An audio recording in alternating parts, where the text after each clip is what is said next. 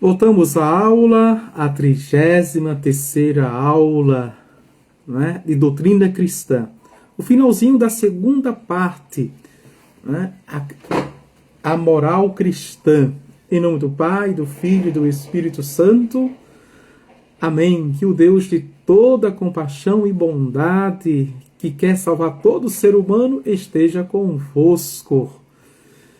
Ave Maria, cheia de graça, o Senhor é convosco. Bendita sois vós entre as mulheres e bendito é o fruto do vosso ventre, Jesus. Santa Maria, Mãe de Deus, rogai por nós, pecadores, agora e na hora de nossa morte. Amém. O som está saindo direitinho? Estão ouvindo bem? Diga ok. Boa tarde, Jacira, Joana. Amém, Elisângela? Então tá ouvindo, né? Vamos agora, dando continuidade, vamos ver nesta aula e vamos terminar esta segunda parte para irmos para a terceira parte, que é a graça. Não é? Vamos ver as noções fundamentais da graça e vamos ver os méritos da graça, os meios para obter a graça e vamos ver toda essa graça dentro dos 7 sacramentos. A terceira parte é belíssima. É belíssima. Lembrando a você que já vimos esta parte também no novo catecismo da Igreja Católica, que é o atual catecismo, tá certo? Pois bem, obrigação e modo de exercer as virtudes teologais. Devemos fazer atos de fé, esperança e caridade, logo que chegados ao uso da razão, muitas vezes na vida, implicitamente nas obras de piedade e de religião, nas tentações a vencer, quando houver importantes deveres cristãos a cumprir e nos perigos de morte. Aqui está todo o segredo, você percebeu todo o segredo? Que na prática cotidiana nós não exercemos, não exercitamos e não somos virtuosos. No sentido que de virtus, de força e energia. Pois é justamente ou são aqui, não é? Nos problemas, nas tribulações, nas tentações que devemos exercitar a fé, a esperança e a caridade. Tá certo? Tem gente, padre, eu estou tão aperreado que eu não tenho nem concentração para rezar. Quem foi que disse, qual foi a cigana, qual foi o bruxo, não é? O mago, veja, que lhe ensinou que para rezar precisa ter concentração. Basta pronunciar as palavras, basta falar com Deus, com concentração ou concentração. Veja. Basta elevar a súplica do coração a Deus, desejar a Deus. Não precisa você parar, cruzar as pernas, não é? Fazer assim, zim. Não, isso é concentração. E ninguém aqui é monge para meditar e contemplar o tempo todo. Isso nós fazemos naquela hora que temos para a oração de meditação, de reflexão. Mas o dia todo basta pronunciar. E por isso que é no aperreio, é no conflito, é no nervosismo. É quando você está com o coração cheio de raiva, de ódio, que quer esganar o outro. Reze, pelo amor de Deus. Faça o exercício de fé, de esperança e da caridade e do amor. É para essas horas. A fé não é para quando tudo estiver dando certo na nossa vida. Tudo está em paz, na harmonia. Não, a fé é para nesse momento de nervosismo, quando a gente sai de si, quando a gente está sendo, não é, criticado, caluniado, veja, perseguido. Quando eu estou tratando com uma pessoa numa doença e a pessoa não entende, e a pessoa nos sufoca, e a pessoa nos massacra, nos faz sofrer, ali está moindo. A fé é para isso, a esperança também e o amor. São os exercícios da fé. e que a gente não entende. Tá certo? E são essas situações que vão, atenção, não é? Nos purificando e nos tornando mais forte cada vez mais robusto na fé, para que outras situações piores, veja, outras situações piores, quando virem, nos encontra firme na rocha, inabalável na rocha. Pode vir. Né? Aqui no Nordeste a gente diz, pode vir quente que eu estou fervendo, meu filho. Pode vir como pedra que eu sou rocha. Tá certo? Eu já fui temperado no fogo. No fogo. E esse fogo é que mostra o valor da qualidade de crente, de evangélico, de um homem de fé que eu sou, de uma mulher de fé que eu sou. Por isso que Jesus, veja, Jesus, o maior pedagogo, o maior psicólogo, o maior teólogo, tudo está em Jesus, né? Podemos olhar para ele como tudo.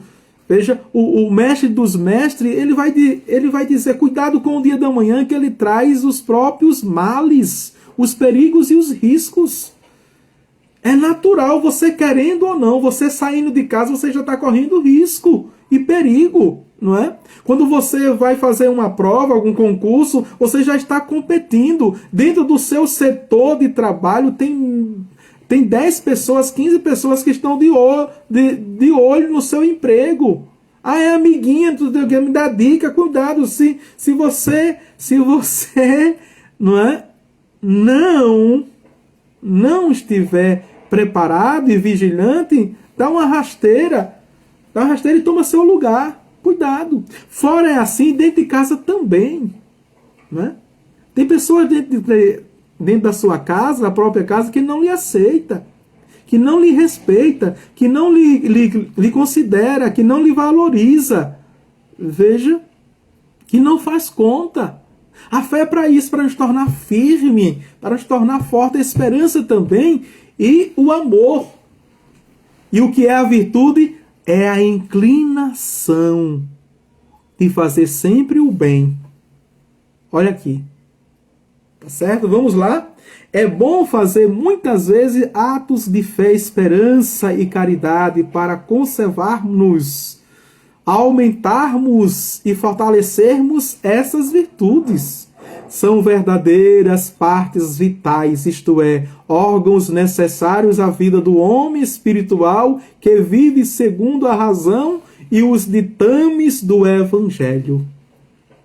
Olha aí, que maravilha. Tá certo? Devemos fazer atos de fé, esperança e caridade com o coração, isto é, com o afeto, com a boca, mediante as fórmulas propostas no catecismo ou jaculatórias, com as obras, quando dermos prova dessas virtudes em nosso procedimento. E tem os atos de fé, de esperança e de caridade em forma de oração, né? Procure aí na internet, tá certo? E naquele livrinho, as orações dos cristãos têm os atos de fé, de esperança e de amor enquanto oração.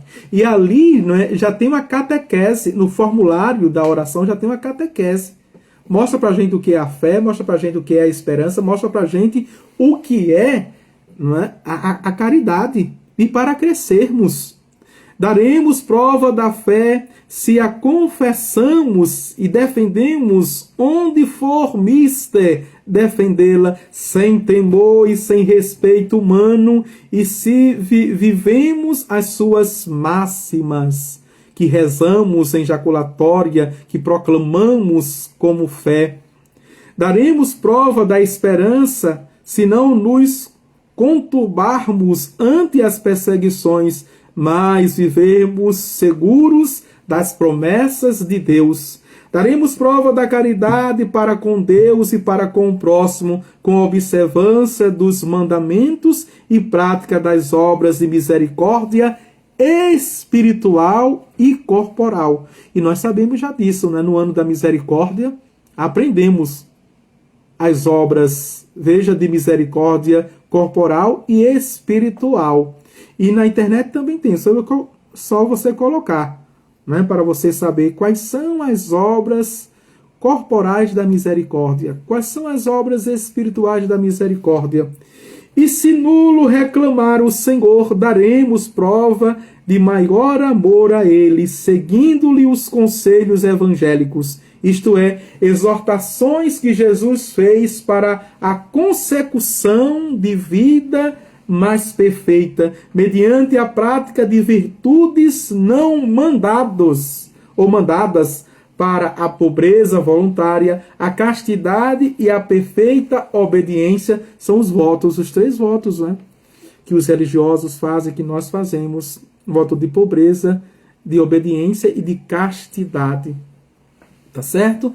Vamos crescer nestas virtudes teologais que são sobrenaturais e infusas que recebemos a partir do batismo.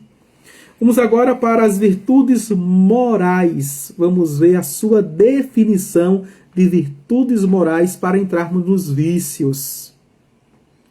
Virtude moral é o hábito de fazermos o bem, adquirido pela repetição de atos bons.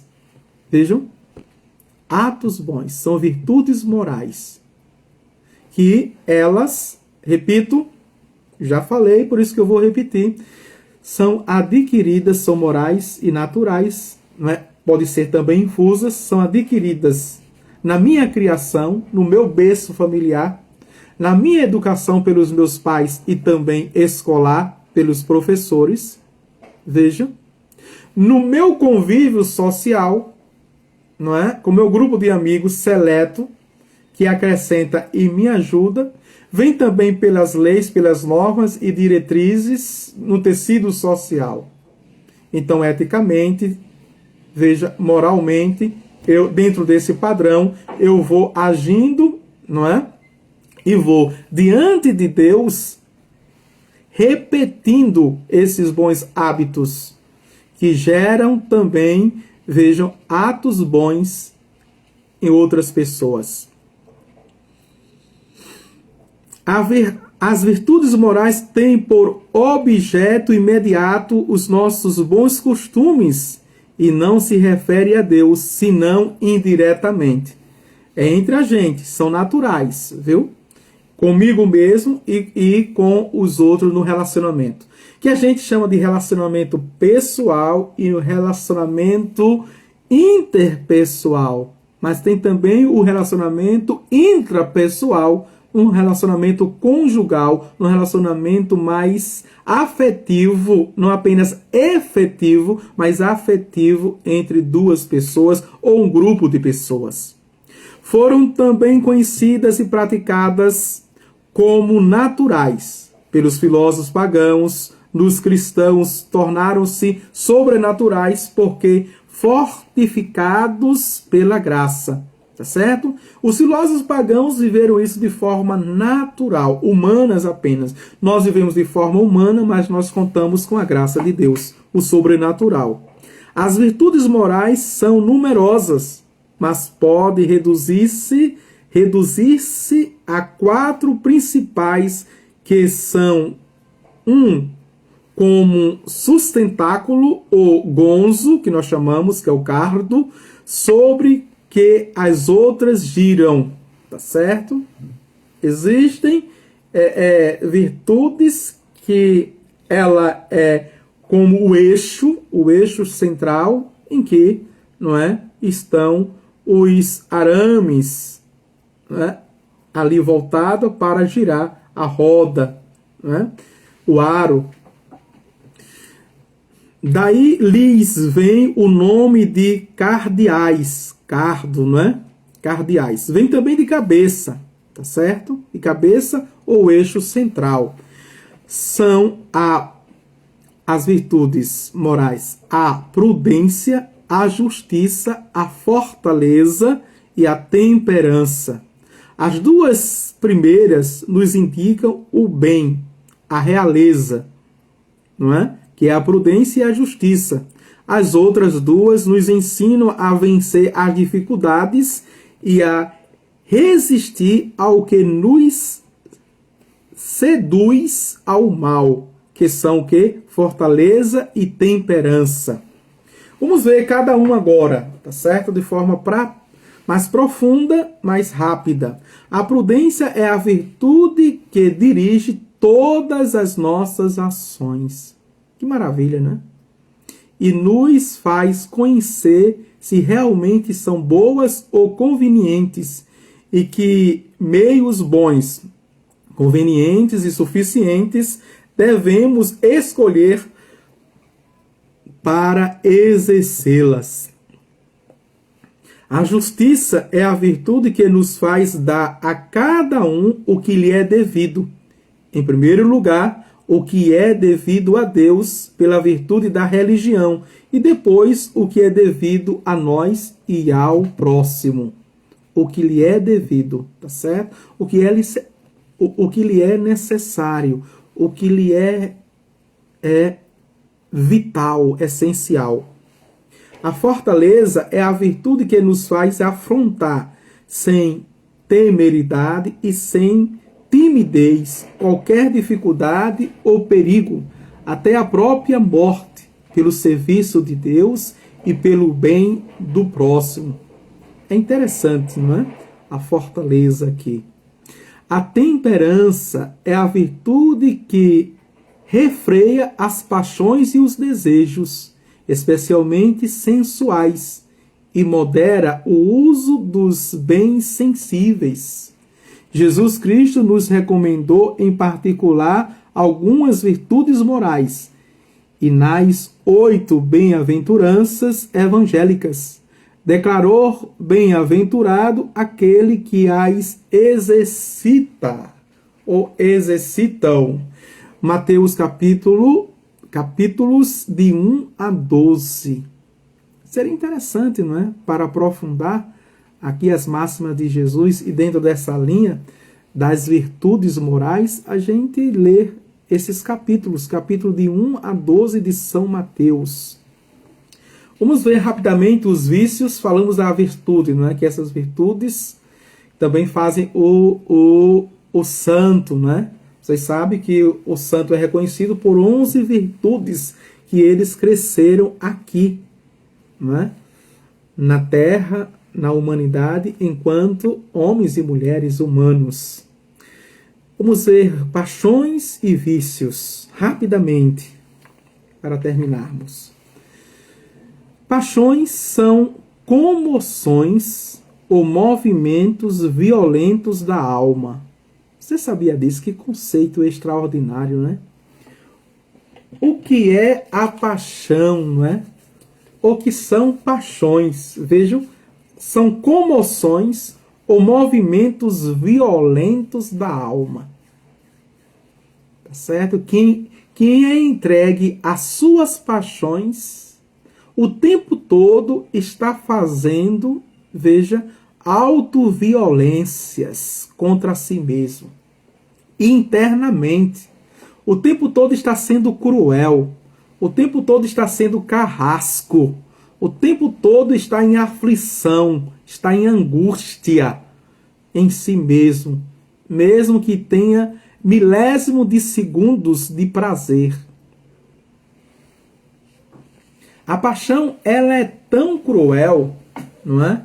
É tão carrasca, ela é algoz dentro de nós, que ela passa a vida toda, né, nos descascando, veja, nos definhando, e só dá apenas frações e milésimo de segundo de prazer. E quem entrega a ela vai buscando esses milésimos de segundo de prazer o tempo todo e não sabe. Pensa que é a pessoa mais inteligente, não é? Pensa que é a pessoa mais bolada, mais versátil. Pensa que é a pessoa mais feliz. Está sendo uma pessoa mais emburrecida e idiotizada que existe na face da terra. Me desculpe os meus termos tão fortes, né? Mas é para chocar mesmo. Tá bem? Para fazer a gente pensar. A gente pensar. Vamos lá? Em si, não são nem mais e nem boas. Tornam-se boas ou mais conforme o uso que faz delas. a vontade ou conforme o fim a que se dirigem. Se a vontade livre dirigir essas paixões, inclinações, segundo a lei de Deus, opera o bem. Se contra a lei de Deus comete pecado, isto é, faz ato mal. Quando os atos maus se repetem de modo a adquirir o hábito de praticar o mal, tem-se aí o vício. O vício, né? A pessoa viciada, viciosa. Quem é viciado se torna também vicioso, porque está, veja, toda a sua construção psíquica, física e até mesmo espiritual voltada para aquele vício. Se está voltada para aquele vício, está convencido que dali, veja, tira os prazeres, as satisfações, as realizações e é feliz. Então vai também orientar, aconselhar, seduzir as pessoas para aqueles vícios. Por isso que se tornam viciosas. Vamos avante? Está aguentando aí? Estamos terminando, viu? Aguente aí. Vícios capitais. Os vícios principais são 7. Chamam-se vícios capitais, por serem cabeça e origem dos demais vícios. Então, em cada vício, esses 7, não é? Se existe a cabeça e são vícios de cabeça, existe um corpo dos demais vícios, tá certo? Quem tem um vício, por exemplo, da luxúria, não tem apenas ele, mas todos os vícios, portanto, o pecado da luxúria. Quem tem o vício da gula não só tem o vício da gula, mas todos os vícios e pecados que estão ali também na linha da gula. Vamos ver então. Primeiro, soberba é a primeira, né? É a mãe de todos os vícios. Ou estima e amor desordenado da própria excelência. O soberbo é este. É o narciso, não é? É o narciso, o soberbo. Ele tem estima e amor que é exacerbado, descontrolado, desequilibrado, desordenado contra a própria excelência. Dela nascem a ambição, a vanglória, a desobediência, a obstinação, não é? Ou obstinação, me desculpe, nasce em fazer aquilo. Que a pessoa é um narciso, né? Então, só ela é inteligente. Só ela conhece. Só ela sabe. Só ela faz. Só ela, não é eficaz. Só ela, veja, é bonita. Só ela é a líder. Então, é uma pessoa soberba. Tá certo? Vamos avante. E, portanto, é uma pessoa cega, né, de si mesma e dos outros. Dos outros. A ela opõe a humildade. Então, aqui você vai ter, não é, o que é o vício de cabeça, capital, e então é doença, mas aqui eu vou te dar também o antídoto, não é? Como superar, vencer a soberba pela, não é, humildade. E também a soberba, ela é inumana, não é? Por isso que se opõe também à humanidade. Segundo, a avareza, amor desordenado dos bens terrenos. Dela nasce a dureza do coração, a fraude, a violência. A ela se opõe também a liberdade. Veja, o avarento, ele não é livre, como o soberbo não é humano. Não é humano, se torna inumano. Luxúria, amor desordenado dos prazeres dos sentidos. A luxúria é isso. Amor desordenado aos prazeres dos sentidos. É causa da cegueira da inteligência, da perda da fé, da ruína da saúde e da família. Opõe-se-lhe também a castidade, que é a ordenação de todos os sentidos. Castidade não é ficar sem fazer as coisas do sentido, mas é a ordenação de todos os sentidos. E de tudo aquilo que deriva aos sentidos. A sensualidade, a pornografia, o sexo e assim sucessivamente. Quarto, ira. Desordenado movimento da alma em rejeitar o que nos fere, com o desejo de vingança. Ira é isso, não é? O que nos feriu não tem boquinha. Aqui fez, aqui pagou. E exageradamente. É pior do que a lei do talião dos antigos. Olho por olho, dente por dente. O mundo dá muitas voltas, eu vou estar na esquina para te pegar, não é? Como a serpente que foi lesada, roubado o seu veneno, ela espera anos para dar o bote. Provoca os litígios, as contumélias, as rixas e conduz a graves delitos. Também a paciência. É contra a paciência. O irascível é impaciente por natureza, não é? A gula, quinto vício, desordenado amor dos alimentos e bebidas também.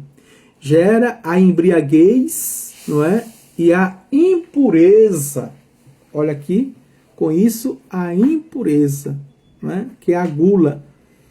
A gula seja de alimentos sólidos ou alimentos líquidos também, né? Então, o beberrão é guloso, não é? É guloso. O alcoólatra é guloso, tá certo? E tantas outras. Tem gente que diz assim, eu não tomo refrigerante, só tomo suco, mas toma 2 jarras de suco. Aí, não é? Toma 2 jarras de suco. Então é guloso, é a gula, tá certo? Tem gente que não toma 1 taça ou 2 de vinho. Toma 3, 4 garrafas na hora do almoço. É gula antes de ser um descontrolado, um viciado, não é? Um alcoólatra é gula também, é pecado. Talvez a gente não relacionava isso, não sabia. É a sua contrária à sobriedade, não é? Aqui, na gula, nos alimentos também, né? E aí a gente também pode ir, mas tem outros vícios próprios disso, né? Mas para a vestimenta, em todas as outras coisas. Sexto, inveja. Vamos para a inveja, o pecado capital da inveja. Tristeza do bem alheio ou alegria pelo mal de outro. Olha aqui, não é? A inveja é quando eu me entristeço com as conquistas dos outros, com as posses dos outros. E quando eu me alegro quando o camarada se dá mal, né? Com as perdas, veja, com as frustrações. Produz a rivalidade, maledicências, opõe-se-lhe ao amor fraterno, a inveja. Amor de irmãos, né? Quer bem, quer ver o outro crescer, que acrescenta, que se alegra também com as suas conquistas. E por fim, não é? Assídia ou a preguiça. Desordenado amor ao descanso e, consequentemente, negligência em cumprir os próprios deveres, especialmente os espirituais. A ela se opõe a diligência no serviço de Deus e também dos homens, não é? Quando é que uma pessoa é preguiçosa? Né? É quando ela gosta de dormir? Mas quando esse gostar de dormir prejudica as suas tarefas cotidianas, as suas responsabilidades, tá certo? Deixa de rezar, porque tem preguiça. Tudo é um esforço exagerado. Tudo, não é? Nesse sentido. Veja, não tem anemia, tá bem? As enzimas estão boas, as taxas também, não é? A vitamina D está boa, o complexo B está bom, tudo, mas a pessoa é inclinada ao descanso, tudo é um esforço exagerado. Tá bem? E aqui a gente encerra essa segunda parte, não é? Na próxima aula, não sei se ainda hoje ou amanhã, a gente entra na terceira parte da doutrina cristã, que é a graça. Tá certo? Então vamos ver na primeira aula a introdução geral do que é graça, não é? Para depois entrarmos também na questão dos sacramentos, os sacramentos. E vamos ver cada sacramento, não é? Cada sacramento de forma muito pedagógica dos sacramentos, né? Cada sacramento de forma muito pedagógica, o que é necessário, quais são as partes, a questão da graça do sacramento, tudinho, tá certo? Para entrarmos na quarta parte do catecismo, que é a liturgia, que é a oração. O Senhor esteja convosco, Ele está no meio de nós. Abençoe-vos Deus Todo-Poderoso, Pai, o Filho e o Espírito Santo. Amém. Tchau, tchau. Até a próxima aula, se Deus quiser.